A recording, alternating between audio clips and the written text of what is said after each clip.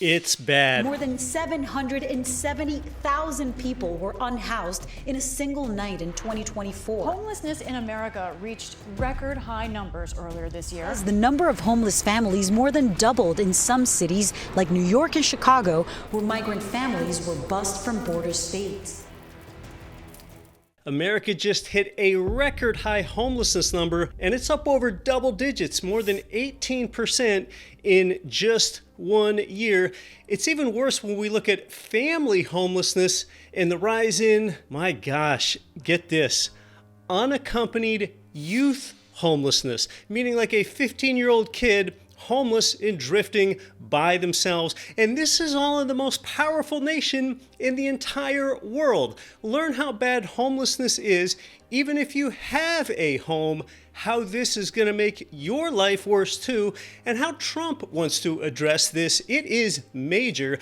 And finally, are there any solutions to the homelessness crisis in America today? Hi, I'm Keith Weinhold, Forbes Real Estate Council member and host of one of America's longest running and most listened to real estate shows, found on Apple Podcasts and Spotify, the Get Rich Education audio podcast. There are now over 771,000 homeless in America, up from 653,000 last year. The homeless can be hard to count, but as long as the methodology stays the same, there is the 18% increase. And here's the thing. From all the years, 2007 to 2023, all 16 of those years, we only saw a total increase of 19%. Now, before I tell you why this is happening, let's get a better idea of the gravity of the sad situation here. And this is all from HUD's newly released annual homelessness assessment report to Congress. Look, in just the past year alone, we saw about as much of an increase in homelessness, 18%, yes, as we did that entire previous 16 years combined. So talk about exponential and accelerating homelessness growth. Families with children, they saw the biggest increase at 39%. You might think that's sad, but look at how sad this is. Unaccompanied homeless children up 10% in just a year, and that was only 3.4% all of the previous 16 years combined. Veterans are the only group to see a decrease. The number of homeless people over 65 is expected to almost triple by 2030. I mean, that's just 5 years away. And it is widespread too, all over the place, from Florida to Maine to California. And can you imagine if thousands were even homeless in an inhospitable, frigid place like Anchorage, Alaska? Well, they are. Last year, I, in fact, visited Anchorage's largest homeless camp and got their stories. It was fascinating.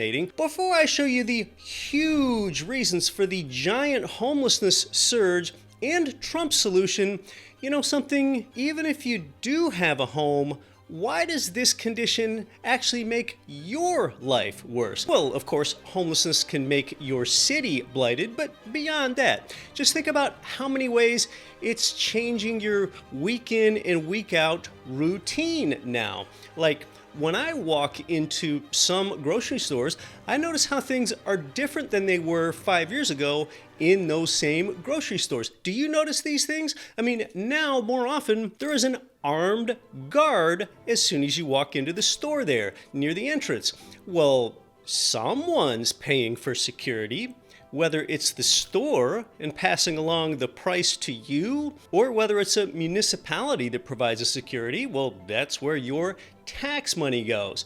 And then what about when you're shopping in the aisles of a supermarket or, say, CVS? Well, now bottles of moisturizer even are under lock and key behind a plexiglass case. That's inconvenient. While you're shopping, say you need to use the bathroom, well, now you need a key or a door code to access the bathrooms. That's inconvenient. As you walk out of the store and say you're done shopping, now they're more likely to have an attendant that checks your receipt on the way out. And this is just one example. At the supermarket, so many of your patterns are changing due to poor people getting poorer and the homelessness crisis. And homelessness is not good for an area's crime rate either. It is not good to have desperate, hungry people. They've got nothing to lose.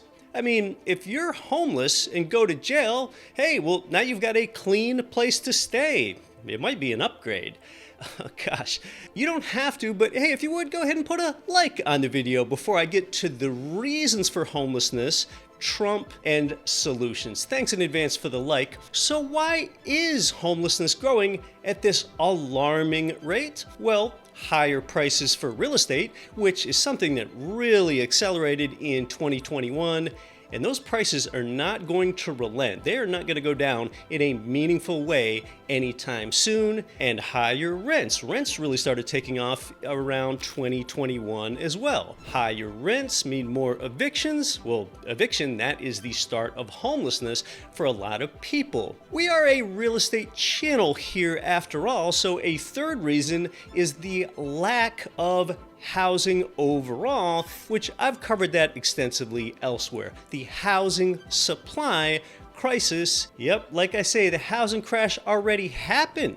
It's over. It was a supply crash that occurred about 5 years ago, and a lot of agencies believe that we are still undersupplied by 3.7 million housing units. When you look at this, the HUD-supplied newest map of homelessness by state, it is very much about housing because those regions with the highest prices, the darker blue, they generally have the most homeless, the Northeast, the West Coast, and Hawaii. The fourth reason for the homelessness surge is that inflation started accelerating about 4 years ago. I mean, people just can't make ends meet anymore. There's no money at the end of the month. Inflation peaked at 9.1% back in June of 2022, but year-over-year prices are still going up nearly 3% today. And see, inflation hurts the poor and actually helps the wealthy, so it exacerbates this inequality canyon. Yeah, the wealthy have assets, their values float up with inflation, and prices at the grocery store are a tiny part of their spending, but the poor don't own assets, and higher grocery prices and utilities like electric bills comprise a big part of their income. And fifthly, the arrival of immigrants pushes up homeless numbers as we look at how immigration surged, and it remains to be seen how many really get deported. And a sixth reason for homelessness are all these what I'll call background reasons that have been there for decades. They're not new, but they haven't gone away. Like how a medical emergency can even drain a middle-class person's savings, and ongoing substance abuse. I mean, drug users often can't stay employed. All right, well, let's see what Trump has to say. And understand that due to last June's Supreme Court decision, Trump has now got more power to clear out encampments and make life for the homeless more difficult, opening the door to be criminally charged for trespassing and illegal camping. So you really don't want to be homeless today. And as part of what Donald Trump calls his Agenda 47, his plan to tackle homelessness, here's his preamble. Our once great cities have become unlivable, unsanitary nightmares, surrendered to the homeless, the drug addicted, and the violent and dangerously deranged. We're making many suffer for the whims of a deeply unwell few, and they are unwell indeed. The homeless have no right to turn every park and sidewalk into a place for them to squat and do drugs. Americans should not have to step over piles of needles and waste as they walk down a street, a beautiful city, or at least once beautiful city, because they've changed so much over the last 10 years. All right, so that's the problem. And next, the solution. And I'll boil down the meat of the Trump Agenda 47 homeless statement to just the most salient 40 seconds for you here. Just listen to this. And as you listen in closely, note that this is not a housing first plan for the homeless. Instead, it's treatment first. Under my strategy working with states, we will ban urban camping wherever possible. Violators of these bans will be arrested, but they will be given the option to accept treatment and services if they're willing to be rehabilitated. Many of them don't want that. We'll give them the option. We will then open up large parcels of inexpensive land, bring in doctors, psychiatrists, social workers, and drug rehab specialists, and create tent cities where the homeless can be relocated and their problems identified. But we'll open up our cities again, make them livable, and make them beautiful. Okay, it's not housing first because he wants to ban urban camping, which parallels the Supreme Court decision. It's not giving the homeless hotels in the city like some cities have recently done. Instead, what this is it's designating large parcels of cheap land for tent cities, like a big grassy lot or field well outside the urban area, and then bringing in social workers and rehab specialists for them. That way, the city is free of homeless people. I mean, that is really the crux of Trump's plan. Well, what are some other solutions here? These are my insights now, not Donald Trump's. Build more housing. It is simple. That will naturally slow down accelerating home prices and rents. We've got to relax regulation and zoning. I mean, some scholars believe that we should just eliminate zoning in America completely.